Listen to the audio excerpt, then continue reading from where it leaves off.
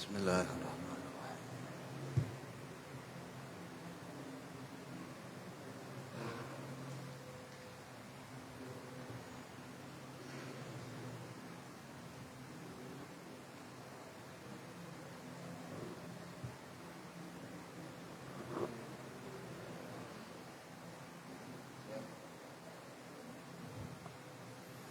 Bismillahirrahmanirrahim.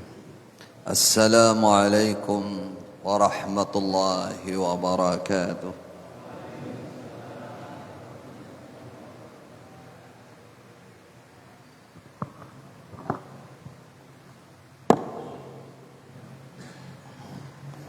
Alhamdulillahi rabbil alamin.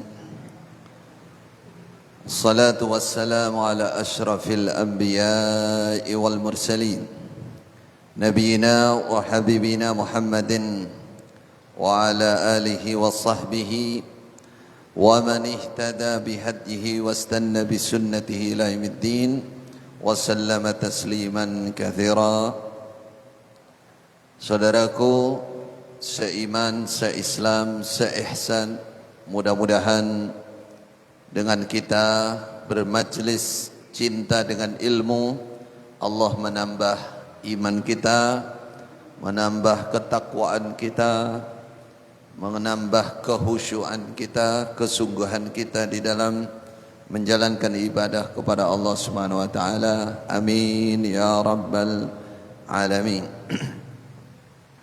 Baik Bapak Ibu saudaraku kaum muslimin rahimani wa rahimakumullah. Seperti yang sudah kita biasa lakukan setelah sholat, mementingkan berdoa.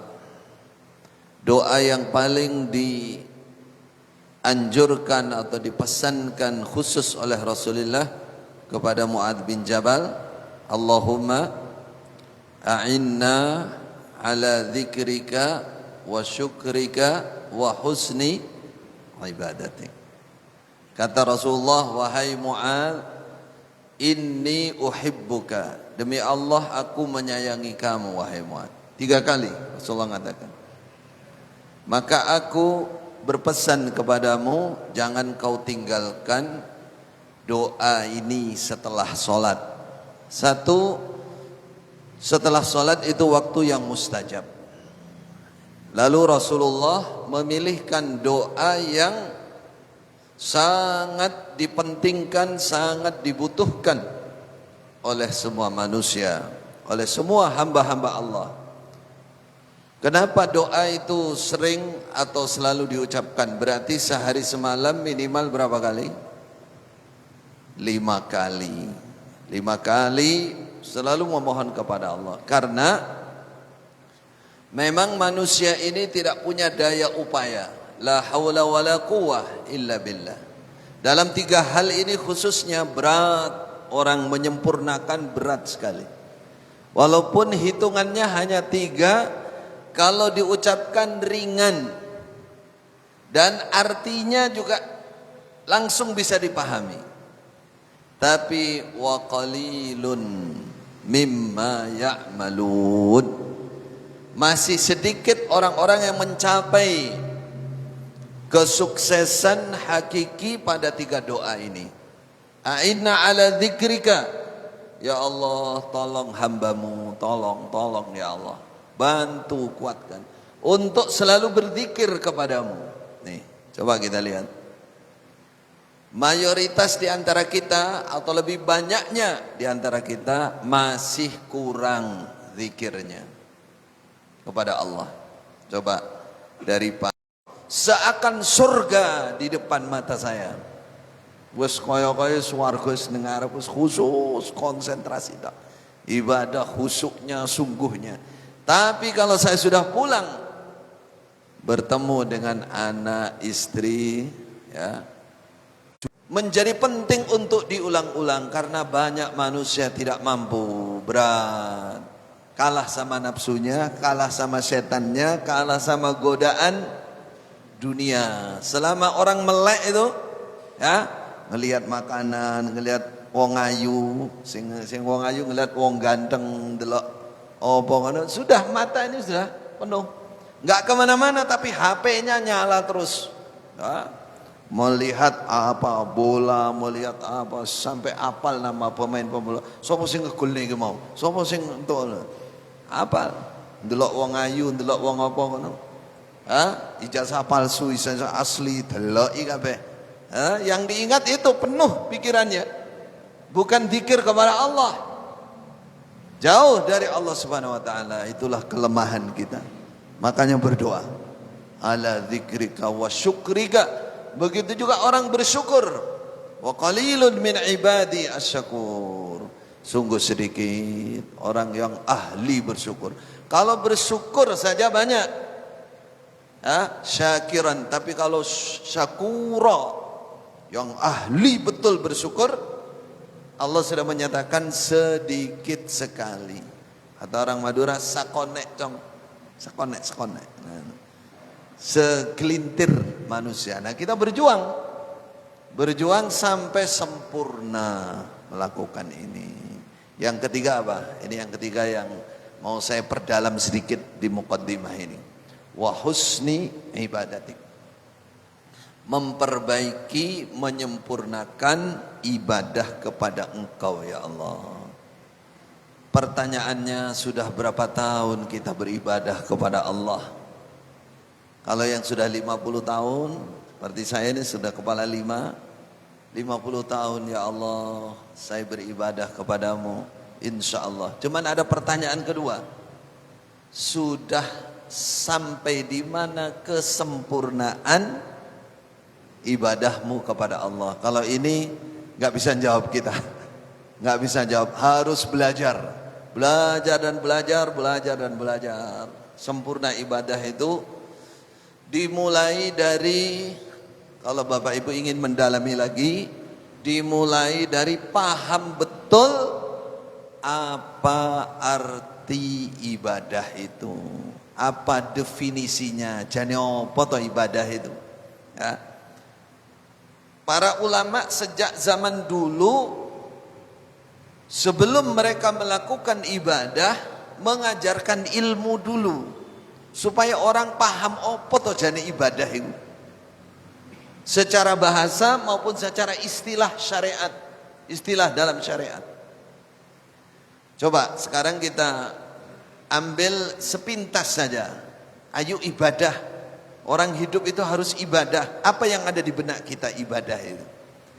Paling yang tergambar di benak kita, ayo sholat, ayo poso, ayo zakat, ayo haji. Itulah contoh ibadah. Yang dimaksud, jadi kata-kata abada, ya'budu, abdan, ibadatan, itu apa maksudnya? Kalau kita nggak paham secara mendasar masalah ini, sulit untuk menyempurnakan ibadah itu sendiri. Nah, maka aslul ibadah, kata Imam Ibnu Taimiyah, at-tadhallul wal khudu'. Pahami kata-kata ain ba dal, abada ya'budu abdan ibadatan. Itu makna asal. Kalau orang Arab betul, sayangnya kita orang Arab ya. Orang Arab betul, ngerti bahasa betul, dia sudah paham. Maknanya adalah at-tadhallul wal khudu'. Jadi kalau orang nyebut ibadah, orang sudah, kalau orang Arab asli yang tahu betul, itu maknanya itu at-tadhallul, merasa rendah, menghamba, merasa jadi orang rendah, hina, tidak sempurna, menghamba. At-tadhallul wal khudu', menyerah total kepada Allah Subhanahu wa taala. Nih, kalau kita paham ini, berarti nafas, apa nafas itu? Ruh, karakter ibadah apa saja itu adalah merupakan perwujudan tazallul kita kepada Allah, menghamba, merendah di hadapan Allah. Makanya dalam bahasa Arab, contoh ya, kalau Syekh Ibnu Taimiyah mencontohkan tariqun mu'abbad. Orang Arab bilang begitu, tariqun, jalan, mu'abbad, yang dihambakan. Makna asalnya begitu. Kenapa? Karena jalan itu pasti dia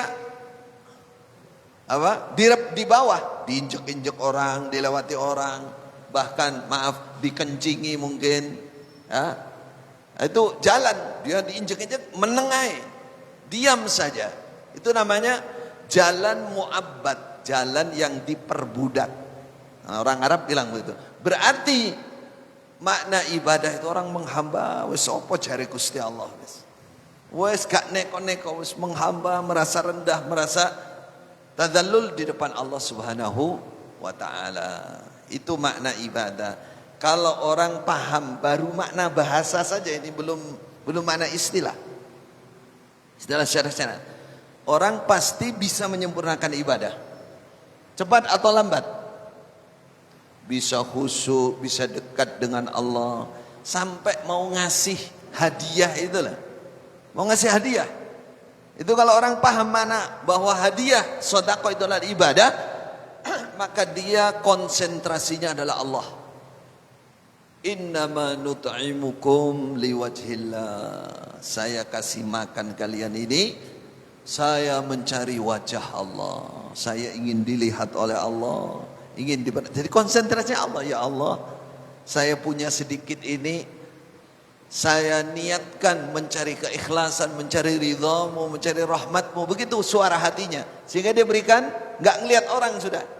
Orangnya mau syukur, mau tidak, mau nyuwun kula bersyukur, matur wun atau syukran katsira, nggak peduli dia, terserah. Bahkan kadang sudah lupa siapa yang dikasih tadi, saking yang diperhatikan itu hanya Allah Subhanahu wa taala. Itu kalau paham. Coba kalau kita bayangkan semua contoh ya, adab sholat, tata cara sholat, itu memberikan makna penjelasan bahwa memang ibadah itu maknanya menghamba. Coba semua gerakannya itu gerakan menghamba.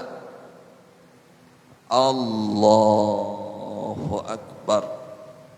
Selama ini coba hayati, kita Allahu Akbar itu apa maksudnya? Gak paham kan kita? Padahal itu kata para ulama itu gerakan angkat tangan ini pertanda kita menghamba kepada Allah, kita takluk, kita menyerah total. Nah, karena gak paham maksudnya dari makna ibadah itu sendiri, akhirnya angkat tangan pun malas. Ada yang cuman Allah Walid sani Allahu Akbar. Padahal aturannya kan sini atau sini, pundak atau telinga, dan diucapkan dengan khusyuk. Allahu Akbar. Angkat tangannya tok ini sudah ada makna ibadah di situ. Menghamba kepada Allah, apalagi ruku. Ruku itu jelas menghormat, tapi kenapa kita tidak bisa menyempurnakan ruku? Bahkan ruku masih ungkung-ungkung sudah berdiri, nggak tahan dengan ruku. Kenapa? Karena belum paham makna ibadah. Gerakan sholat itu gerakan ibadah, gerakan menghamba kepada Allah. Apalagi sujud, wah itu di situ rahasianya. Kalau kita bertanya, kenapa Rasulullah sepertiga malam itu sujudnya bisa 1 jam kurang lebih, sujud 1 jam. Nah, seperti baca surah Al-Baqarah itu kan hampir 3 juz. Hampir 3 juz itu kalau bacaan cepat 1 jam kurang lebih. Tapi Rasulullah nggak baca surat, berdoa menghamba. Di situ rahasia keindahan munajat dengan Allah, berbisik dengan Allah. Baru posisinya tok itu sudah merendah. Ya Allah, sayangi hambamu, ampuni dosanya, hambamu banyak keperluan ya Allah. Karena dia paham mana ibadah itu begitu itu.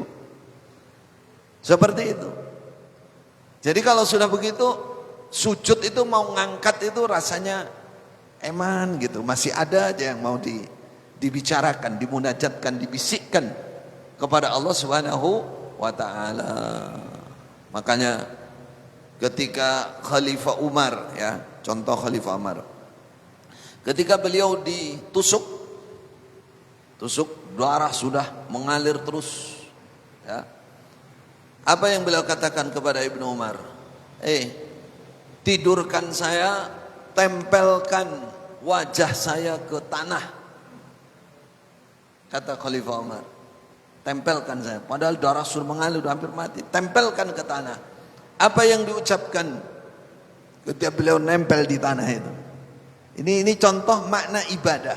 Tadallul menghamba kepada Allah. Yang diucapkan, waila ummi idza lam yaghfirillahu Umar, katanya. Sungguh rugi ibuku jika melahirkan yang namanya Umar sampai saat ini belum diampuni oleh Allah. Jadi minta ditempelkan ke tanah, merendah dulu daman. Ya Allah, aku hambamu yang lemah, aku butuh pengampunan engkau. Itu contoh orang paham makna ibadah. Ini baru bahasa nih. Makanya dalam Al-Quran, kalau kita mau meneliti, banyak sekali pujian Allah kepada orang-orang atau makhluk yang dia sempurna ibadahnya kepada Allah. Husni ibadatik. Siapa mereka? Contohnya para malaikat. Hum ibadun mukramun, bal ibadun mukramun. Lafadznya di Quran. Bahkan mereka para malaikat itu adalah hamba-hamba. Ibadun itu abdun, abada. Hamba-hamba, makhluk maksudnya makhluk yang beribadah sungguhan, sempurna ibadahnya kepada Allah. Bal ibadun mukramun. Para nabi, para rasul juga begitu. Abdan syakura, innahu lamma kana Abdullah yad'uhu kadu yakununa alaihi libadah. Yang paling banyak disebut dalam Al-Quran Rasulullah dengan sebutan Abdullah. Abduhu Abdullah wa rasuluh, itu Rasulullah. Kenapa? Karena sifat penghambaannya, tadallulnya tadi, merendahnya kepada Allah dalam segala bentuk ibadah apapun sangat sempurna. Ya tadi sempurnanya itu merasa merendah di hadapan Allah Subhanahu wa taala. Ya. Itu penjabaran tentang husni ibadati, sempurnanya beribadah kepada Allah. Tadi saya katakan itu usahanya kalau kita paham makna dari apa itu ibadah. Kalau disimpulkan, ibadah itu ya menghamba, bahasa kita, menghamba dalam segala bentuk tata cara ibadah. Kita menghamba kepada Allah. Ingat, saya hamba Allah, saya yang lemah, saya yang membutuhkan pertolongan dan seterusnya. Definisi ibadah secara umum oleh Imam Ibnu Taimiyah dikatakan, al-ibadah huwa ismun jami' likulli ma yuhibbuhullah wa yardahu minal aqwali wal a'mali al-batinah wal zahirah. Al-batinah wal zahirah. Yang disebut ibadah itu adalah segala sesuatu, apa saja, nama penamaannya apa saja. Yang penting sesuatu itu dicintai oleh Allah, diridhai oleh Allah, membuat Allah cinta dan membuat Allah ridha.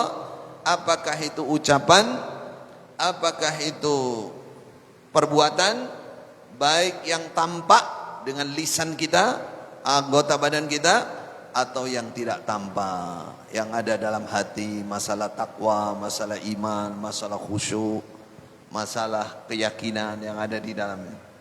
Itu adalah ibadah.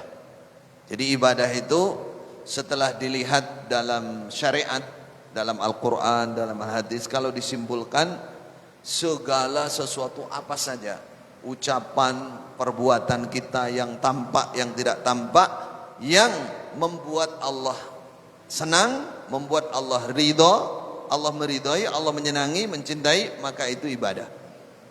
Kalau disimpulkan yang lain, tidak bertentangan, bahkan diperintahkan atau disunnahkan atau dianjurkan atau dimotivasi untuk dilakukan oleh Allah dan Rasulullah sallallahu alaihi wasallam. Seluruh bentuk kebaikan itu pasti bisa masuk ke dalam kategori ibadah. Apa contohnya? Contohnya ucapan Rasulullah, al-iman bid'un wa sab'un syu'bah. Iman itu lebih dari 70 cabang, 60 atau 70. Afdaluha qaulu la ilaha illallah.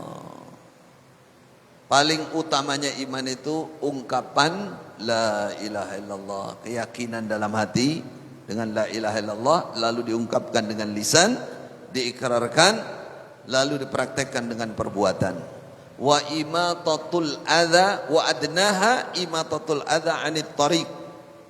Paling sedikitnya iman yang paling bawah itu adalah bergerak menyingkirkan kotoran dari jalan.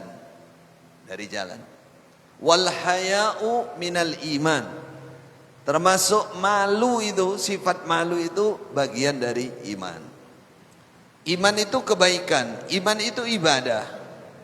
Itu contoh sebuah hadis menunjukkan la ilaha illallah itu ibadah. Kalau kita ucapkan itu menunjukkan iman, itu berpahala. Bahkan itu yang paling tinggi, karena itu tauhid. Kemudian sampai pekerjaan remeh seakan hanya aktivitas keduniaan saja, dalam Islam jika dilakukan dengan keikhlasan menjadi ibadah. Sampai senyum kata Rasulullah, ya, tabassumu kali akhika shadaqah. Mau ngasih uang nggak punya, makanan nggak punya, ini nggak punya, sudahlah tebar senyum saja, nggak bayar. Loh itu sedekah tuh. Kalau ikhlas maksudnya apa? Dia senyuman itu memberikan kebahagiaan kepada saudara muslim yang lain, tidak memasukkan kesusahan. Kalau kita merengutkan, minimal orang lain susah. Lapo aku, apa salahku? Orang lain mikir. Tapi kalau kita senyum kan, ya pasti melu seneng ya. Nah, pokoknya jangan senyum-senyum di mana-mana. Nah, pas ada orang saja. Jadi takrif dari ibadah ini ternyata menyeluruh. Nah, berarti kalau kita mau sempurna tadi, lakukan kebaikan-kebaikan, jangan pernah meremehkan kebaikan sekecil apapun. Lalu kembalikan ke makna tadi, makna bahasa. Lakukan itu dengan ketulusan karena menghamba kepada Allah subhanahu wa ta'ala. Coba yang sering kita dengar, 3 orang yang masuk gua itu. Kenapa mereka langsung mustajab doanya? Padahal yang satu berbuat baik kepada orang tua, yang satu menghindari perzinaan, pelanggaran laki-laki perempuan, yang satu memegang amanat, upahnya pekerja dia pegang, dia kembangkan. Apa yang membuat 3 aktivitas ini menjadi sesuatu amalan yang tinggi di hadapan Allah? Nilainya apa? Bukti ketinggiannya itu batu yang sebesar itu bisa terbuka tanpa harus didorong, tanpa pakai alat. Bukankah itu sesuatu yang ajaib? Bukankah itu sesuatu yang hebat? Kalau sekarang dikatakan waliullah itu. Padahal yang dikerjakan apa?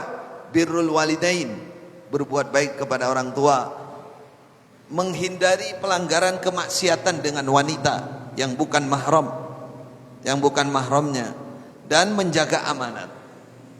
Kelihatannya simple, tapi dengan pekerjaan itu dia lakukan karena paham atau karena dasarnya adalah ibadah kepada Allah. Apa tadi makna ibadah? Karena merendah, menghamba, berharap hanya kepada Allah, ya. Dilakukan dengan itu, maka nilainya menjadi tinggi di hadapan Allah Subhanahu wa taala. Nilainya menjadi tinggi. Dari mana kita tahu bahwa itu dilakukan dengan paham makna ibadah? Dari pernyataan doanya 3 orang itu. Coba dalam doanya itu mereka sebutkan, ya Allah, satu persatu, jika engkau memang mengetahui, melihat betul bahwa aku melakukan ini semua karena takut kepadamu, karena ingin berharap hanya ridhamu ya Allah. Itu namanya paham makna. Jadi dia melakukan berbuat baik kepada ibunya, kepada bapak ibunya, dia bukan karena hanya bapak ibunya banyak jasa, bukan hanya itu, tapi karena memang mencari ridha Allah. Begitu pula yang tidak jadi melanggar perzinaan padahal sudah ngasih ongkos yang diminta sudah dikasih 100 dinar. Coro cowek karek apa? Karek mencolot mencolot malah ra kena. Karek numpang tidak mau. Dia katakan ittiqa karena aku takut kepadamu ya Allah. Berarti yang diingat Allah tuh. Maka buka pintu, buka batu ini, terbuka saudara. Yang ketiga, ya Allah, walaupun upah ini asalnya sedikit, saya pegang amanat ini, tidak ada orang melihat, tidak ada orang tahu. Saya hanya takut kepadamu ya Allah, ini amanat, ini punya orang lain. Saya hanya mencari ridhamu, maka bukalah pintu ini. Terbuka betul. Ada orang keluar dari rumah hanya menyingkirkan duri dari jalan. Hanya menyingkirkan duri dari jalan. Oleh Allah disyukuri, diampuni dosanya, dimasukkan ke surga. Coba, dimasukkan ke surga. Maka kata para ulama, jangan meremehkan kebaikan apapun, sekecil apapun. Lakukan dengan niat, kalau dibahasakan ibadah pada Allah, menghamba kepada Allah. Ini perintah Allah, ini mencari ridha Allah, seperti itu. Maka bernilai sesuatu yang agung. Nyingkirkan, disyukuri, masukkan surga itu oleh Allah. Jadi saudaraku yang dirahmati Allah, ini pembicaranya adalah menyempurnakan ibadah. Mari sempurnakan ibadah. Kata Khalifah Umar dalam sebuah riwayat, ada di antara kita sudah 40 tahun la tuqbal balagha arba'ina sana la tuqbal minhu salatun. Tidak diterima dari dia satu salat pun. Para ulama mengartikan tidak diterima total atau tidak diterima dengan sempurna. Masa kita ibadah 40 tahun enggak diterima? Enggak diterima total, tidak mungkin. Maka kata para tidak sempurna diterimanya oleh Allah, masih ada kekurangan. Maka hal ini perlu pendalaman, perlu pemahaman yang mendalam dari kita, bahwa ibadah itu pahami makna bahasa dan pahami makna secara istilah. Makna bahasa itu menghamba, sehingga nanti kalau kita praktekkan dalam kehidupan ini, setiap kita mau ibadah kita ingat, saya harus menghamba, saya harus merendah, saya merasa membutuhkan Allah, saya manusia yang lemah, saya manusia yang kurang. Sehingga nanti ilmunya tidak membuat dia sombong, hartanya tidak membuat dia sombong. Sampai Umar bin Abdul Aziz itu kalau mendapati tempat yang bersih seperti ini, beliau gak berani sujud. Kenapa? Karena sujud itu beliau tidak berani sujud kecuali kalau mengambil tanah, debu ditaruh di tempat sujudnya. Apa yang dimaksud? Karena beliau menghayati bahwa sujud itu adalah gerakan menghamba, merendah kepada Allah yang paling tinggi. Sungguh rugi orang yang bersujud tidak paham dengan makna sujud, makna ibadah. Hanya penculit, gak ada artinya. Gak ada artinya, yang maksud keutamaannya gak dapat. Penghambaannya kepada Allah gak dapat. Nah, sehingga beliau tuh mengetuk hatinya supaya sampai kepada makna ibadah itu ada yang seperti itu caranya. Apakah kita harus meniru seperti itu? Wah, ini bisa bersihkan terus ini masjid ini. Tidak harus. Yang paling kita ambil bagaimana cara setiap kita mau melakukan ibadah, jangan kehilangan rohnya ibadah itu. Nah, di situ sempurnanya ibadah. Namanya wahusni ibadatik. Semua kalau ditanya bagaimana rahasianya orang sholat bisa lama, kuat sujud lama, berzikir lama, sholat malam tahan berdoa lama. Semua paham tidak paham itu pasti berangkat dari dia merasa rendah di hadapan Allah, merasa membutuhkan Allah, merasa tidak mungkin hidup tanpa pertolongan Allah dan seterusnya, menghamba, abada ya'bud.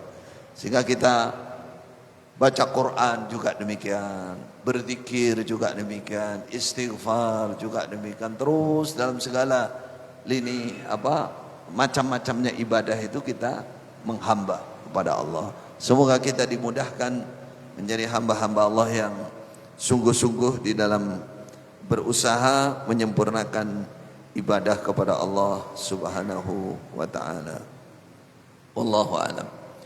Kita kembali ke hadis yang disebutkan oleh Syekh di sini, akan kita coba bacakan agar keimanan kita terhadap malaikat bisa bertambah, Dalam surah pertama ayat surah Al-Fussilat dikatakan,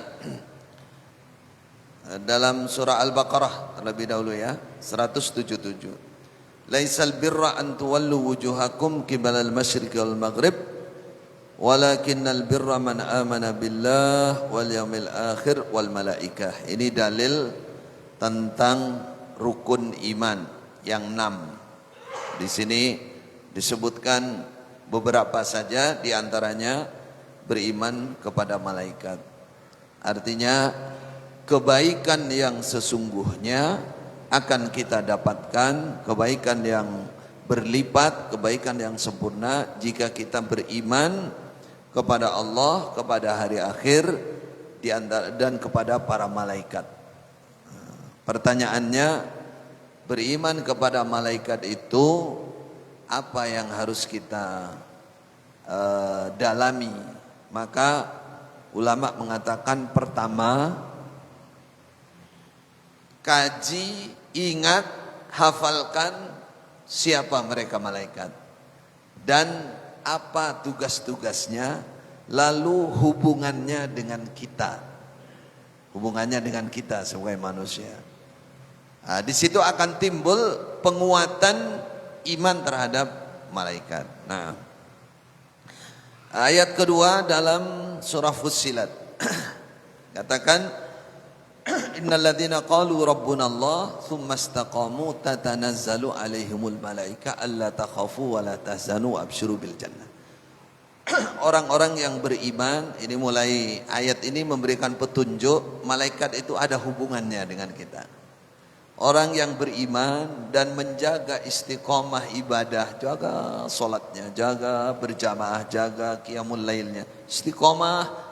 Nah, maka ketika mendekati kematian, malaikat turun, Allahu alam berapa jumlahnya.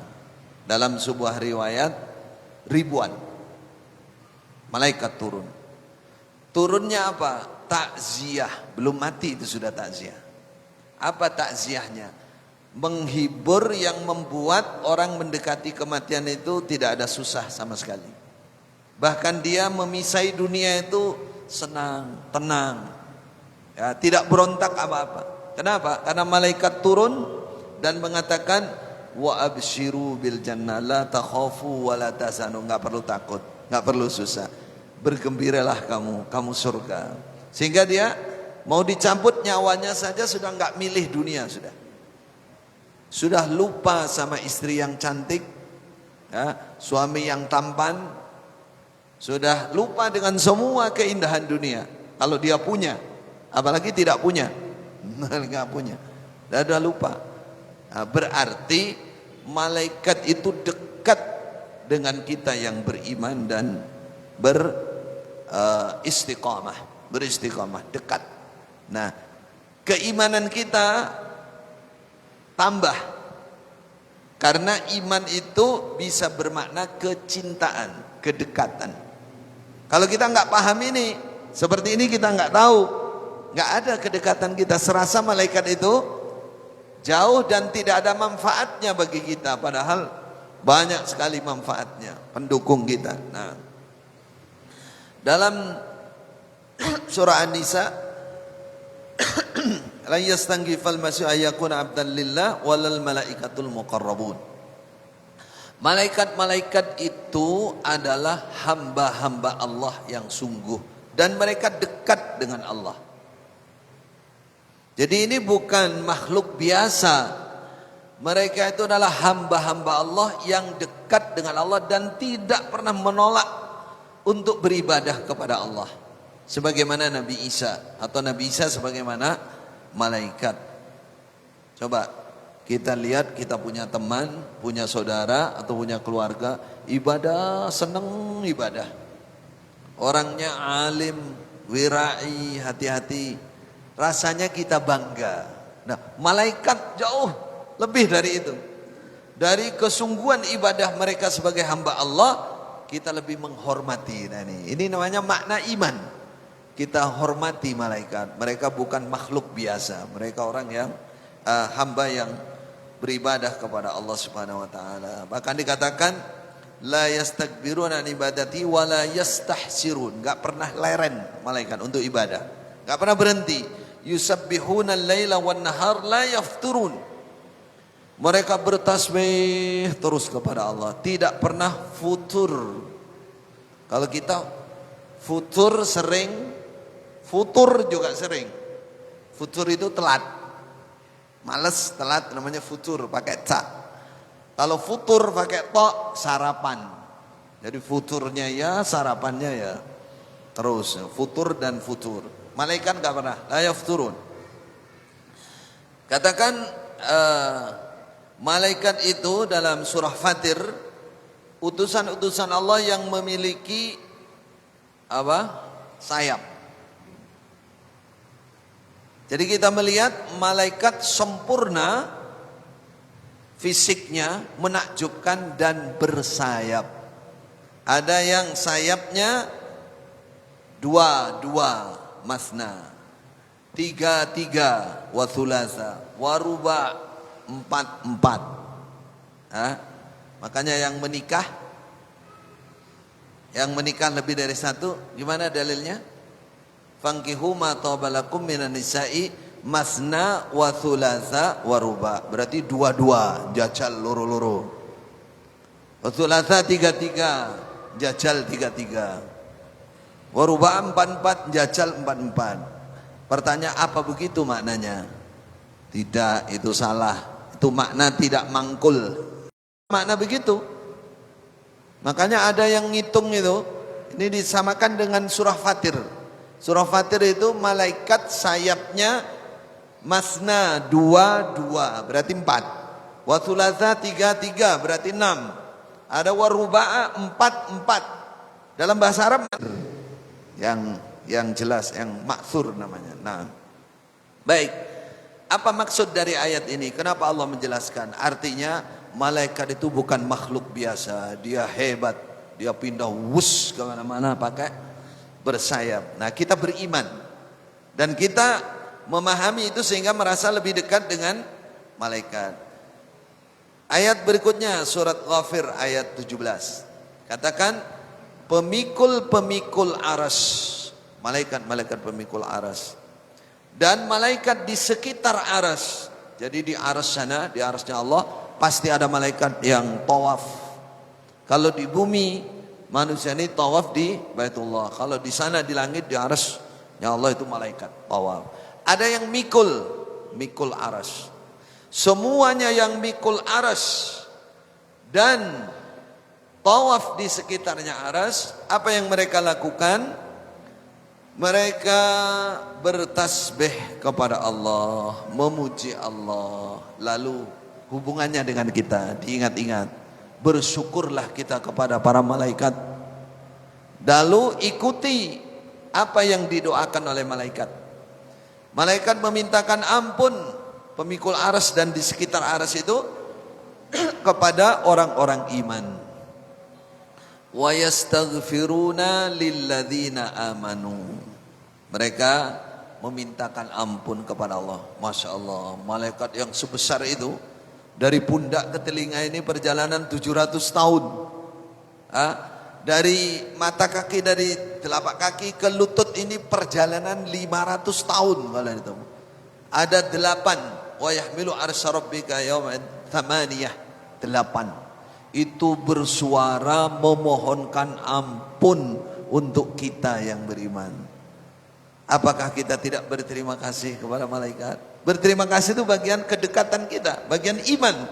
Siapa yang ingat itu lalu senang mencintai malaikat, bahkan mungkin mendoakan, tapi malaikat nggak perlu didoakan mintakan ampun, nggak perlu.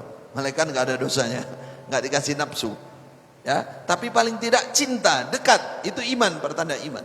Kuatkan iman kepada para malaikat. Dalam ayat selanjutnya dikatakan, wa yastaghfiruna lilladzina amanu rabbana, katakan wa adkhilhum faghfir lilladzina tabu wattaba'u sabilak. Diingat, iman, bertobat dan mengikuti jalan Allah. 3 ini. Itu jalan Allah. Itu yang selalu malaikat tidak diam untuk memintakan ampun. Rabbana dikatakan. Lalu selain mintakan ampun apa? 2. Rabbana wa adkhilhum jannati adnin. Dimintakan ampun oleh malaikat yang punya 3 sifat ini tadi. Lalu mereka berdoa, ya Allah, masukkan orang-orang itu ke dalam surga bersama jannah wa man salaha min abaihim, yang soleh dari bapak mereka, wa azwajim, istri-istri mereka, wa dzurriyyatihim, dan anak turun mereka. Masukkan ya Allah, jadikan satu kawasan yang berdekatan. Jadi bersama lagi di surga. Jannah. Terus ya, doa yang ketiga, pertama pengampunan, 2 masuk surga, ketiga waqihimus sayyiat. Jaga mereka dari keburukan-keburukan ya Allah. Kita didoakan. Insya Allah kalau doanya malaikat makbul apa tidak ya kira-kira? Makbul. Terus malaikat diciptakan dari cahaya. Ini enggak sembarangan. Dari cahaya, menunjukkan sesuatu yang tinggi, makhluk yang mulia di sisi Allah. Kalau jin, iblis, diciptakan dari api. Itu sudah dasar penciptanya sudah kelihatan panas. Saya senang emosi. Hati-hati kalau sudah panas, jangan-jangan saya ketempatan iblis ini.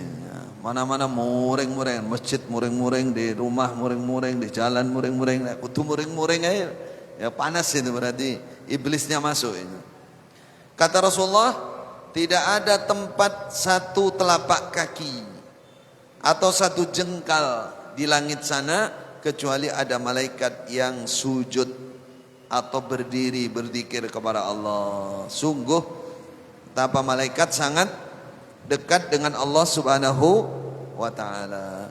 Besok di hadapan Allah hari kiamat, mereka masih menyatakan, ya Allah, kami belum beribadah kepadamu dengan sebenar-benarnya ibadah. Saking mereka takut dengan Allah, merasa kurang. Hanya yang bisa kami andalkan, kami enggak pernah menyekutukan engkau. Kami selalu bertauhid kepadamu. Kalau malaikat saja merasa kurang, enggak pernah leren tadi, bagaimana kita, saudara? Nah, ini kita beriman malaikat itu ibadahnya luar biasa dan makhluk yang sungguh, dan kita perlu jika mampu kita menirukan malaikat itu. Nah, kata Rasulullah, aku diizinkan oleh Allah menceritakan ada seorang malaikat di antara pemikul arasnya Allah yang antara daun telinga dan pundaknya perjalanan 700 tahun. Besar. Orang Yahudi berani. Yahudi itu malaikat dijadikan musuh. Malaikat Jibril ditantang oleh Yahudi. Masya Allah. Padahal pemikul aras saja itu ada yang dari daun telinga sampai sini 700, itu dalam Abu Daud. Termasuk pemimpin malaikat adalah malaikat Jibril. Ketika malaikat Jibril diperintah oleh Allah untuk menyiksa kaum Lut. Kaum Lut itu siapa? Sodomi. Kalau sekarang yang dikenal apa? Apa? Namanya apa? LGBT. Jaluk cepitan yang lain daripada yang lain. Waliyadzubillah. Itu kaum Lut. Allah merintahkan malaikat Jibril yang menyiksa. Apa yang dilakukan? Hanya dengan ujung sayap diciduk, cukil sidik, seret. Yang katut apa? Dengan ujung sayap itu. Sayap satu padahal sayapnya 600. Ini sayap satu aja dikatakan ya, di sana ada 7 golongan umat, 7 ras. Kemudian jumlah orangnya kurang lebih 400.000 dalam riwayat ini. Dan hewan-hewannya semua diangkat. Dan tanahnya, gedung-gedungnya, imarat semua hanya ada di ujung sayap satu. Diangkat sampai mendekati langit sana. Sampai malaikat mendengar suara ayam, katakan ini suara ayam, suara anjing. Lalu dikembalikan ke bawah. Hanya ujung satu sayap. Allahu Akbar. Bagaimana Allah? Malaikatnya saja segitu besarnya.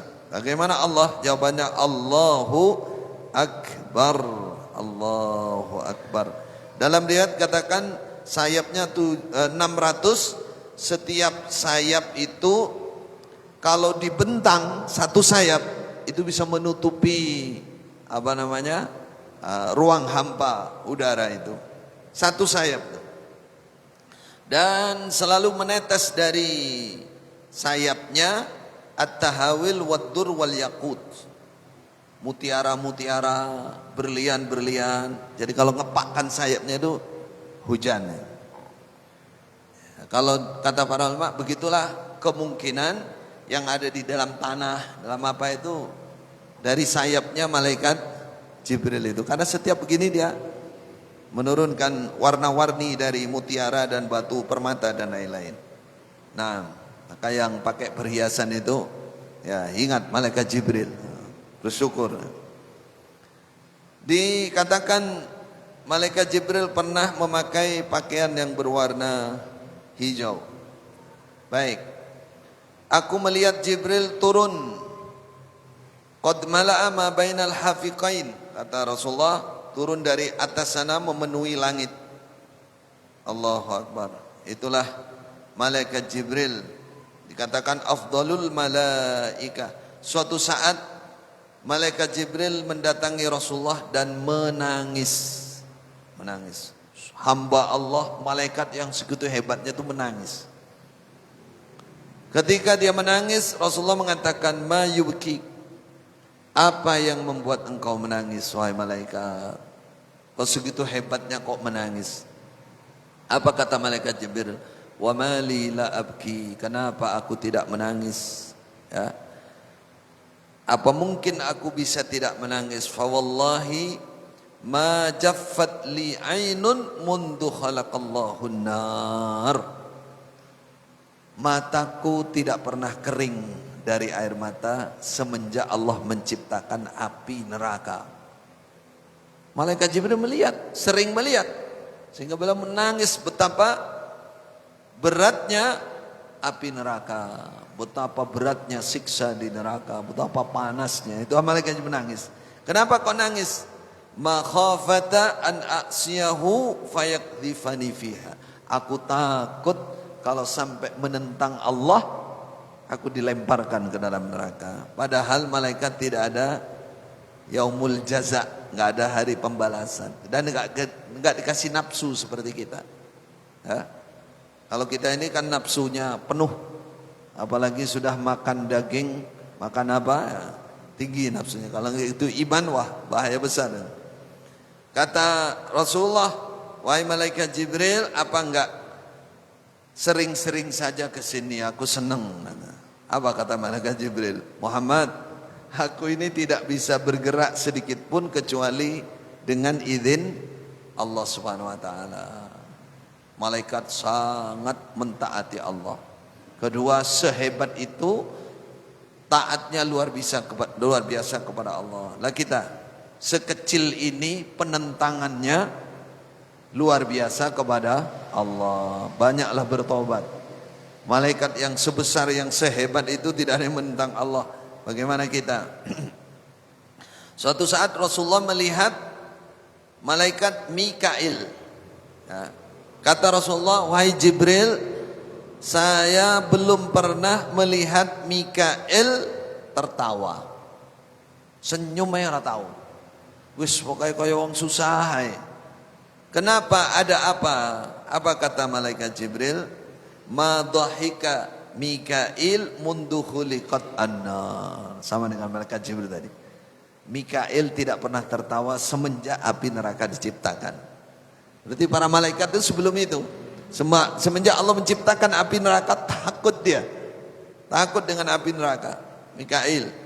Bagaimana rasa takut kita, saudara? Allahu Akbar. Allah mastur auratina wa amin rawatina ya arhamar rahimin. Kita banyak berdoa kepada Allah, saudara. Katakan bahwa ada seorang malaikat pemikul aras, namanya Israfil juga. Dia ujungnya salah satu pojok dari aras dipikul di pundaknya. Sedangkan dua kakinya malaikat ini tembus sampai di bumi yang ke-7 bawah. Kepalanya tembus di langit yang melewati langit yang ke-7 di atas. Allahu Akbar. Betapa besarnya dan panjang malaikat itu. Ini ada di riwayat sebutkan seperti itu. Wa maraka ra'suhu minas sama'i sabih alulya, tembus di langit yang ke-7 katanya. Tidak ada seorang pun yang diciptakan oleh Allah yang lebih baik suaranya daripada malaikat Israfil. Suaranya bagus. Fa in akhadha fit tasbih qata'a ala ahli sab'i samawat salatahum wa tasbihahum. Malaikat Israfil kalau sudah menyuarakan tasbih, subhanallah, misalkan subhanallah wa bihamdi subhanallahil azim, saking bagusnya suara malaikat di langit dan di mana ada malaikat berhenti mendengarkan. Yang sholat berhenti dulu, dengarkan suaranya Israfil, suara malaikat Israfil. Nah, ini serba-serbi ada riwayatnya kita supaya tahu dan kenal dengan malaikat. Termasuk yang memimpin di antara malaikat adalah malaikat maut. Tuh. Jadi ada seorang malaikat dinamai malaikat maut. Tapi anak buahnya banyak. Jutaan mungkin ribuan yang nandangi orang. Tapi malaikat maut itu ya kepalanya satu. Ya. Dalam sebagian riwayat dinamai malaikat apa? Israel. Ada yang riwayat atau Azrail pakai ain. Pakai ain. Itu yang memimpin pembunuhan. Pembunuhan, pencabutan nyawa, bukan pembunuhan pakai pedang. Pencabutan nyawa. Kalau sudah diperintah oleh Allah, sudah tidak ada yang berani. Ada malaikat-malaikat yang menempati langit ke-7. Mereka meramaikan langit itu dengan ibadah yang terus menerus, siang, pagi, siang, malam, sore. Yusabbihuna la yafturun. Ada malaikat yang masuk keluar masuk di Baitul Ma'mur. Di langit ke-7 sana ada Baitul Ma'mur. Setiap hari yang masuk itu minimal 70.000. Dan yang sudah masuk lalu keluar ibadah di situ, lalu keluar tidak akan pernah masuk lagi. Setiap hari sampai hari kiamat.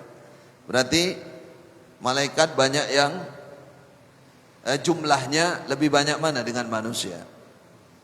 Lebih banyak malaikat. Karena semenjak diciptakan sampai hari kiamat, itu gambaran yang masuk Baitul Ma'mur saja sudah segitu banyaknya. Ada yang dipasrai surga. Allah menciptakan malaikat untuk mengurusi surga. Apa yang dikerjakan?